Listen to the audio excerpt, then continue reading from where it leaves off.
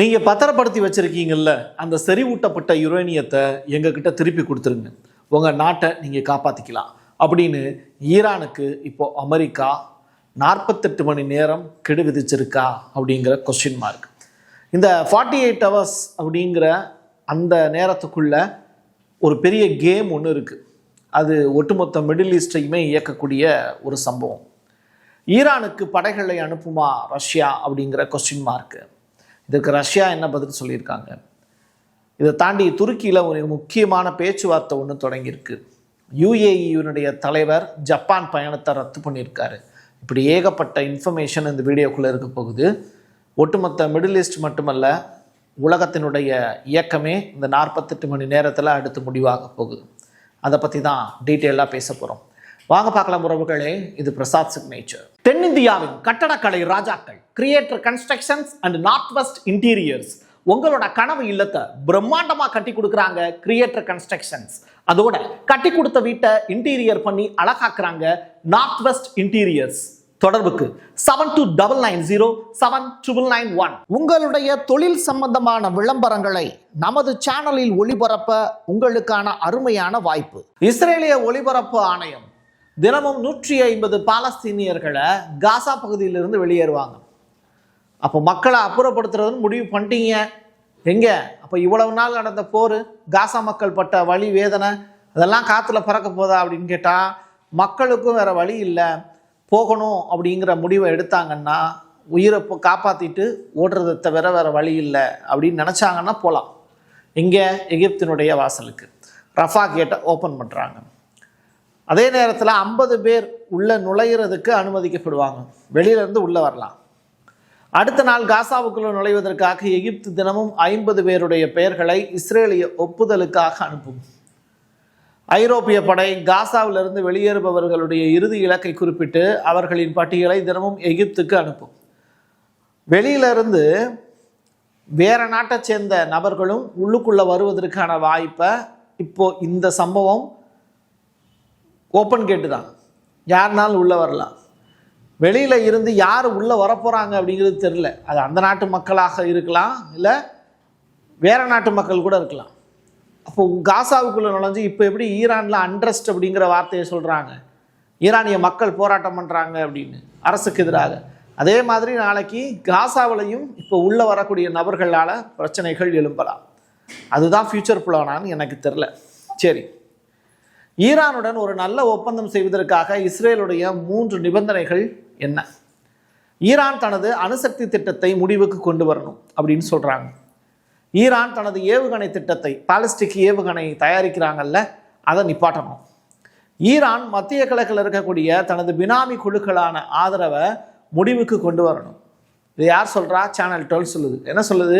ஹவுதிகள், Hezbollah, சிரியாவில் இருக்கக்கூடிய குழு, இப்படி அவங்க மிடில் ஈஸ்டில் ஃபார்ம் பண்ணி வச்சுருக்காங்களே ப்ராக்சி டீம், அதை பூரா கைவிடணும்னு சொல்கிறாங்க. இதுக்கெல்லாம் ஈரான் சம்மதிப்பாங்களா? ஈரானுடைய மேற்கு எல்லையில் இருக்கக்கூடிய காசர் ஈசரின் அப்படிங்கிற நகரத்தில் திங்கள் மற்றும் செவ்வாய்க்கிழமை 2 நாள் இராணுவ பயிற்சி நடைபெறும் அப்படின்னு உள்ளூர் அதிகாரிகள் சொல்லியிருக்காங்க. இது ஏரியா எங்கே இருக்குது அப்படின்னா ஈராக்கோட நிலத்தை பகிர்ந்துக்கிறது. இந்த பயிற்சி பிப்ரவரி 2, 3 ஆகிய தேதிகளில் நடைபெறும்னு ஏற்கனவே சொல்லிட்டாங்க. வெடிச்சத்தம் கேட்கும், போர் நினச்சி யாரும் பயந்துடாதீங்க அப்படிங்கிறதையும் குடியிருப்பாளர்களுக்கு எச்சரிக்கையாகவும் கொடுத்துருக்காங்க. ஸோ ஈராக்கு வான்வெளியை திறந்து விடாதுங்கிறது ஓகே தான், பட் எக்ஸசைஸ் பண்ணுறதுக்கான அந்த வாய்ப்பை மட்டும் கொடுக்குறாங்க. விரும்பத்தகாத ஆப்பிரிக்க தலைவர்களை ஒழிப்பதற்கான திட்டத்திற்கு மெக்ரான் ஒப்புதல் தெரிவிச்சிருக்காரு. மெக்ரான் யார்? பிரான்ஸினுடைய அதிபர் இம்மானுவேல் மெக்ரான். அவருக்கு ஏற்கனவே ஆப்பிரிக்காவிலேருந்து தன்னை துரத்தி அடிச்சிட்டாங்க. ரஷ்யா முழுமையாக ஆப்பிரிக்காவில் ஆதிக்கம் செலுத்துதுங்கிற கோபம் இருக்குது. இப்படிப்பட்ட சூழ்நிலையில் பர்கினா பாசோவினுடைய தலைவரை இப்போது ஒரு 2 டேஸ்க்கு முன்னாடி கொலை செய்கிறதுக்கு கூட முயற்சி பண்ணார். அது தோல்வி அடைஞ்சிருச்சு. இந்த பக்கம் பார்த்தீங்கன்னா பர்கினா பாசோவுடைய தலைவர் உங்களுக்கு தெரியும், இப்ராஹிம் ட்ரூரே. இந்த பக்கம் மடகாஸ்கருடைய புதிய ஜனாதிபதி மைக்கேல் ராண்ட்ரியா அப்படின்னு சொல்லிட்டு ஒரு நபர், அவரை பதவியிலேருந்து அகற்றி தனக்கு விசுவாசமான ஒரு ஆட்சியை மீண்டும் நிறுவுவதற்கான வழிகளை பிரான்ஸ் இப்போது செஞ்சுக்கிட்டு இருக்கு அப்படிங்கிறது தான் தகவல். ஒட்டுமொத்தமாக ஆப்பிரிக்க நாடுகளில் ஏதாவது சில நாடுகளை நம்முடைய கைவசம் வச்சுக்கிட்டால் மட்டும்தான் மறுபடியும் ஆப்பிரிக்காவில் இருக்கக்கூடிய கனிமங்களை திருட முடியும் அப்படின்னு பிரான்ஸ் இப்போ திட்டம் போடுறாங்க. எப்ஸ்டீன் கோப்புகள் வெளியானதை தொடர்ந்து அடுத்த 48 மணி நேரத்துக்குள் ஈரான் மீது தாக்குதல் நடத்தப்படும் அப்படின்னு நான் எதிர்பார்க்குறேன் அப்படின்னு யார் சொல்கிறா? செர்பியாவினுடைய அதிபர் அலெக்சாண்டர் ஊச் அப்படிங்கிற நபர் சொல்கிறார். இவருடைய கணிப்பு தான் 48 மணி நேரம் அப்படிங்கிறது. நான் ஆரம்பிக்கும் போது சொன்னேன்ல 48 hours அப்படிங்கிற கெடு அப்படிங்கிறது. அது யார் விதிக்கலை. பட் இவர் அந்த ஸ்டேட்மெண்ட்டை சொல்லியிருக்கார். இவருக்கு தகவல்கள் தெரியாமல் அந்த ஸ்டேட்மெண்ட்டை சொல்கிறதுக்கு வாய்ப்பு இல்லை. பார்ப்போம். செறிவூட்டப்பட்ட யுரேனியத்தை மாற்றுவதற்கு ஈரான் ஒப்புக்கொண்டதா அப்படிங்கிற கொஸ்டின் மார்க். இது தொடர்பாக ஈரானுடைய செய்தி தொடர்பாளர்கள் சொல்லியிருக்கக்கூடிய தகவல், அதிபர்களுடைய சந்திப்பை பொறுத்த வரைக்கும், அதாவது ஈரானுடைய அதிபர் பெஜஸ்கியான், ட்ரம்ப்பு இல்லாட்டி நெதன்யாகு இவங்கெல்லாம் சந்தித்து பேசுவதற்கான வாய்ப்புகள் உருவாகும். நாங்கள் அப்படிப்பட்ட எந்த ஒரு முன்மொழிவையும், எப்படி யுரேனியத்தை திருப்பி தந்துடுறோம் அப்படிங்கிறது தொடர்பான எந்த ஒரு முடிவையும் நாங்கள் எடுக்கலை. முற்றிலும் ஊடகங்களுடைய யூகம் தான் இது. இதற்கு முன்பும் இது போன்ற செய்திகள் வெளிவந்திருக்கு. ஆனால் அமெரிக்கா எங்ககிட்ட கேட்டுச்சா இல்லை நாங்கள் கொடுக்குறோன்னு ஒத்துக்கிட்டோமா அப்படிங்கிறது தொடர்பான பதில் இல்லை.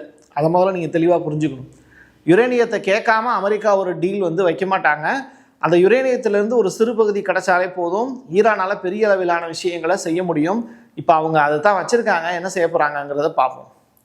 தங்கள் மீது மீண்டும் தாக்குதல் நடத்தப்பட்டால் கடந்த முறை கத்தாருக்கு எச்சரிக்கை விடுத்தது போலன்றி எந்த விதமான முன்னறிவிப்பும் இன்றி பதிலடி கொடுப்போம் அப்படின்னு இப்போ ஈரான் வளைகுடா நாடுகளுக்கு புதிய எச்சரிக்கை கொடுத்துருக்காங்க.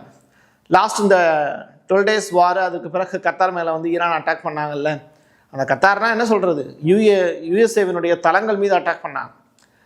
இப்போது ஏன்னா ஈரானால் டைரெக்டாக பார்த்திங்கன்னா அமெரிக்காவில் போய் கொண்டு போட முடியாது. ஏன்னா கடற்பாதை 12,000 கிலோமீட்டர். அந்த அளவுக்கு ஈரான்கிட்ட B2 பாம் இல்லை அமெரிக்கா மாதிரி. ஸோ அவங்க என்ன பண்ணுறாங்க, மிடில் ஈஸ்டில் இருக்கக்கூடிய அமெரிக்க தளங்கள் மேலே மட்டும் அட்டாக் பண்ணுறாங்க. இதுதான் 12 days வாரில் நடந்தது. இப்போ அதே மாதிரியான ஒரு விஷயத்தை மறுபடியும் செய்ய போகிறோம் அப்படின்னு சொல்கிறாங்க. அமெரிக்காவினுடைய சில முக்கியமான வாகனங்கள் ஒரு குறிப்பிட்ட பகுதியை நோக்கி நகர்ந்துக்கிட்டு இருக்கு. ரைட்டா? அந்த காட்சிகள் நமக்கு ஸ்பெஷலாக கிடச்சிது. அவங்க முன்னேறிக்கிட்டே அட்டாக் பண்ணிகிட்டே போகக்கூடிய காட்சிகள் தான் இது. சரி, இது அமெரிக்கர்களுக்கே உரிய சத்தம் போல.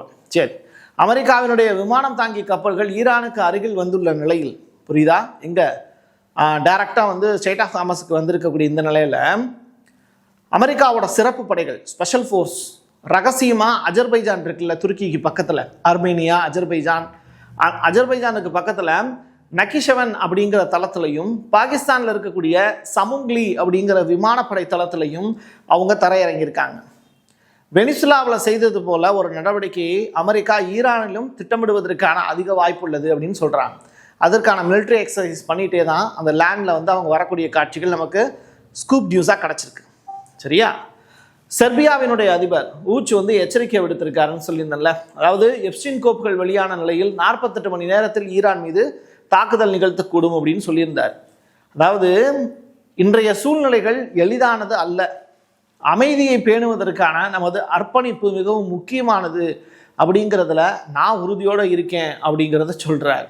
ஸோ செர்பியாவினுடைய தொலைக்காட்சி சேனலுக்கு அவர் அளிச்சிருக்கக்கூடிய பேட்டி ரொம்ப இம்பார்ட்டண்ட். இதே மறுபடியும் நான் உங்களுக்கு நினைவுபடுத்துகிறேன் அப்படின்னா, நெக்ஸ்ட் 48 ஹவர்ஸில் என்ன நாள் நடக்கலாம் அப்படிங்கிறத இவர் அகெயின் ஒரு தடவை இந்த அவருடைய செய்தி செர்பிய தொலைக்காட்சியான பிங்க் அப்படிங்கிற அந்த சேனலுக்கு அகைன் பேட்டி கொடுத்துருக்கார். ஸோ 2 times அவர் மென்ஷன் பண்ணியிருக்கார். எந்த ஒரு ஒப்பந்தத்தையும் தடுத்து நிறுத்துமாறும், ஈரான் மீது தாக்குதல் நடத்துமாறும் இஸ்ரேல் வாஷிங்டன் மீது கடுமையான அழுத்தம் கொடுக்குது. ஒரு பீரியடில் இஸ்ரேல் நான் இன்னும் ரெடி ஆகலை, அதனால் பொறுமையாக இருங்க அப்படின்னு அமெரிக்கா கிட்ட கேட்டாங்க ஒரு 15 நாளைக்கு முன்னாடி. இப்போ என்ன பண்ணுறாங்க, ஈரான் மீது தாக்குதல் நடத்துறதுக்கு வாஷிங்டனுக்கு அழுத்தம் கொடுக்குறாங்க, நீங்கள் அட்டாக் பண்ணுங்க அப்படின்னு. ஈரானுடைய அதிபர் பெஜஸ்கியான் அமெரிக்காவுடனான பேச்சுவார்த்தைகளுக்கு ஒப்புதல் கொடுத்துருக்காரு அப்படிங்கிற தகவல். அணுசக்தி விவகாரங்கள் நிகழ்ச்சி நிரலில் இடம்பெற்றிருக்கக்கூடிய இந்த நிலையில், அதாவது அணுசக்தி ஒப்பந்தம் செஞ்சாகணும். அப்படி இல்லை அப்படின்னா ஈரான் மீது அட்டாக் நடத்துவோம்னு அமெரிக்கா சொல்கிறாங்க. பட் அதை நோக்கி நாங்கள் போகலை அப்படிங்கிறத ஈரானும் தெளிவுபடுத்திட்டாங்க. பட் அதை தாண்டி பொருளாதார தடையை நீக்கணும் அப்படிங்கிறது தான் ஈரானுடைய ரெக்வஸ்ட். ஏன்னா ரியாலுடைய மதிப்புங்கிறது ரொம்ப கம்மியாயிடுச்சு. ஸோ ஒரு டாலருக்கு நிகராக அவங்க 1,50,000 ரியால் செலவு பண்ண வேண்டியது இருக்குது ஒரு ரூபாய்க்கு. அந்த அளவிற்கு மோசமாக போயிடுச்சு. ஸோ பொருளாதார தடையை நீக்கினாங்கன்னா அவங்களுடைய வியாபாரம் செழிக்கும், மக்கள் நல்லா வாழ்வாங்க. அப்படி அந்த ஒரு நல்லெண்ணத்தில் தான் ஈரான் வந்து கேட்குறாங்க. அதை அமெரிக்கா செஞ்சு கொடுப்பாங்களாங்கிறது தெரில. பட் துருக்கியில் ஒரு பெரிய மீட்டிங் ஒன்று ஏற்பாடு நடந்துக்கிட்டு இருக்கு மத்தியஸ்தம் பண்ணுறதுக்கு. அதில் பேச்சுவார்த்தையில் கலந்துப்பாங்கன்னு நம்பப்படுது. ஐக்கிய நாடுகள் சபையினுடைய பொதுச் செயலாளர் ஆண்டோனியோ குட்ரஸ் ஒரு கடுமையான எச்சரிக்கை ஒன்று கொடுத்துருக்கார். வழக்கமான வரவு செலவு திட்டத்துக்கு மட்டுமே $2.2 பில்லியன் பங்களிக்கக்கூடிய அமெரிக்கா இங்கே யூஎனுக்கு, ஐக்கிய நாடுகள் சபைக்கு நிதி வழங்காமல் போச்சுன்னா ஐக்கிய நாடுகள் சபை முழுமையாக சரிவின் விளிம்பில் போயிடும். அப்போ ஐக்கிய நாடுகள் சபையை இயங்க முடியாத ஒரு நிலைக்கு போயிடும். என்ன சொல்ல வராரு, எனக்கு சம்பளம் போட்டு கொடுங்க அப்படின்னு கேட்குறாரு அமெரிக்கா கிட்ட. இப்போ அமெரிக்கா என்ன பண்ணுறாங்க, போர்ட் ஆஃப் பீஸ் அப்படிங்கிற ஒரு விஷயத்தை காசாவில் நிறுவி அங்கே கட்டடங்கள் போட்டு இப்போது உள்ளே இருக்கக்கூடிய மக்களை வெளியில் அனுப்புறதுக்கான வேலையை செஞ்சு, வெளியில் இருக்கக்கூடிய வெளிநாட்டுக்காரங்க இருக்காங்கல்ல, செட்டிலர்ஸு, அவங்களாம் மோசமானவங்க, அப்படிப்பட்டவங்களெல்லாம் உள்ளுக்குள்ளே காசாவுக்குள்ளே திணிச்சு ஒரு பெரிய ஒரு எந்நேரமுமே பதற்றமாக இருக்கக்கூடிய மக்கள் ஒற்றுமையாக இருக்காங்க இன்னைக்கு பாலஸ்தீனத்தில். அந்த மக்களுக்குள்ள சில கலவரக்காரர்களை உள்ள திணிச்சு ஒரு பெரிய மாசான ஒரு அண்டர் சுச்சுவேஷனை அங்கே காசாவில் உருவாக்கணுங்கிறது தான் அமெரிக்காவோட பிளான். ஸோ அதுக்கு பதிலாக அந்த போர்ட் ஆஃப் பீஸை டெவலப் பண்ணணும்னா இந்த யூஎனை க்ளோஸ் பண்ணணும். அதுதான் ட்ரம்ப்போட பிளான். அதனால் நிதி கொடுக்க மாட்டேன்ட்டார். அமெரிக்காவுக்கு எதிராக ஈரானை பாதுகாக்க ரஷ்யா தனது படைகளை அனுப்பாது அப்படின்னு சொல்லிட்டாங்க. அதாவது டைரக்டாக ரஷ்யா என்ன சொல்கிறாங்க, ஆயுதங்கள் வாங்கிக்கோ, S-400 S-500 ஏர் டிஃபென்ஸ் சிஸ்டமாக வாங்கிக்கோ, ஆனால் உனக்கு படைகள்லாம் அனுப்ப முடியாது அப்படின்னு ரஷ்யா இப்போ தெளிவுபடுத்தியிருக்காங்க ஈரானுக்கு. இவ்வளவுதான் இன்னைக்கு நடந்திருக்கக்கூடிய மிக முக்கியமான செய்தி. இது உங்களுக்கு பிடிச்சது அப்படின்னா உங்களுடைய நண்பர்களுக்கும் உறவினர்களுக்கும் ஷேர் பண்ணுங்கள். என் கையெழுத்து என் மக்களுக்கானது உறவுகளே. மீண்டும் ஒரு பதிவில் சந்திக்கலாம். நன்றி, வணக்கம். தென்னிந்தியாவின் கட்டடக்கலை ராஜாக்கள் creator constructions and north west interiors உங்களோட கனவு இல்லத்தை பிரம்மாண்டமா கட்டி கொடுக்குறாங்க கிரியேட்டர் கன்ஸ்ட்ரக்ஷன்ஸ். அதோட கட்டி கொடுத்த வீட்டை இன்டீரியர் பண்ணி அழகாக்குறாங்க நார்த் வெஸ்ட் இன்டீரியர்ஸ். தொடர்புக்கு 72907991. உங்களுடைய தொழில் சம்பந்தமான விளம்பரங்களை நமது சேனலில் ஒளிபரப்ப உங்களுக்கான அருமையான வாய்ப்பு.